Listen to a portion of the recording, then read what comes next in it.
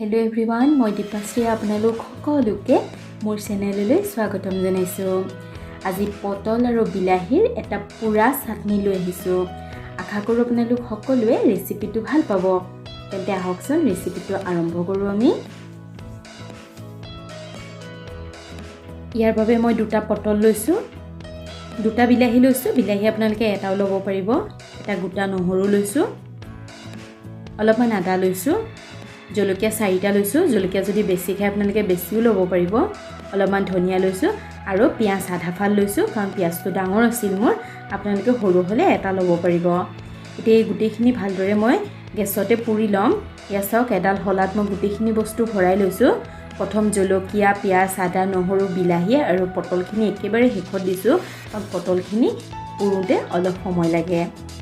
এয়া এনেদৰে মই পুৰি লৈছোঁ। অলপমান ওপৰটো কলা হোৱালৈকে পুৰিম, বৰ বেছি নুপুৰিলেও হ'ব। এয়া নহৰু, জলকীয়া, পিঁয়াজ, আদা পুৰা হৈ গৈছে। এতিয়া বিলাহী আৰু পটলখিনি পুৰি ল'ম। বিলাহী অলপমান কোমল আৰু পটলো অলপমান কোমল হোৱালৈকে পুৰিলে হৈ যাব।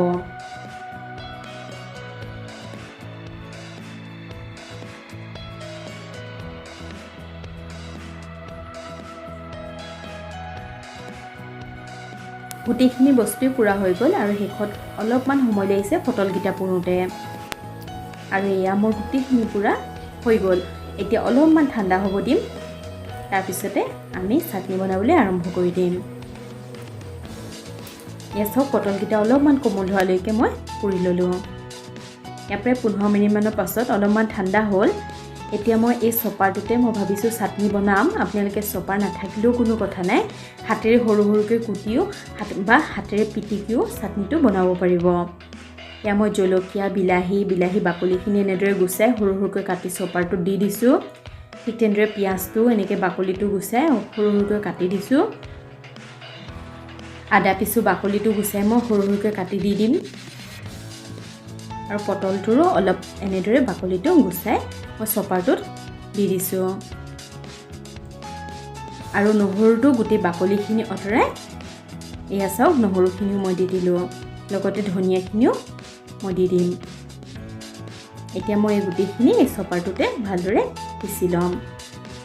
চপাৰটোতে এই ৰছীডাল টানি দিলেই ধুনীয়াকৈ চফ হৈ যায়। এয়া চাওক কি ধুনীয়াকৈ হৈ গৈছে, নহয়নে বাৰু? আমাৰ চাটনি ৰেডিয়ে হৈ গ'ল। ইয়াত এতিয়া খালি নিমখ আৰু অলপমান মিঠাতেল মিক্স কৰিম। নিমখ সোৱাদ অনুসৰি দি দিব আৰু অলপমান তেল দি দিব। তেল যদি আপোনালোকে বেয়া পায় কেঁচা তেল, তেন্তে কেঁচা তেল নিদিলেও কোনো কথা নাই। এয়া আমাৰ চাটনি ৰেডি হৈ গ'ল। এতিয়া মই এটা ধুনীয়া বাতিত চাটনিকণ উলিয়াই ল'ম। আৰু এই চাটনিকণ আপুনি ৰুটি, ভাত সকলোৰে লগতে খাব পাৰিব। আশা কৰিছোঁ আজিৰ এই চাটনি ৰেচিপিটো আপোনালোকে ভাল পালে। আৰু যদি ভাল পালে মোৰ ভিডিঅ'টো লাইক কৰি দিব।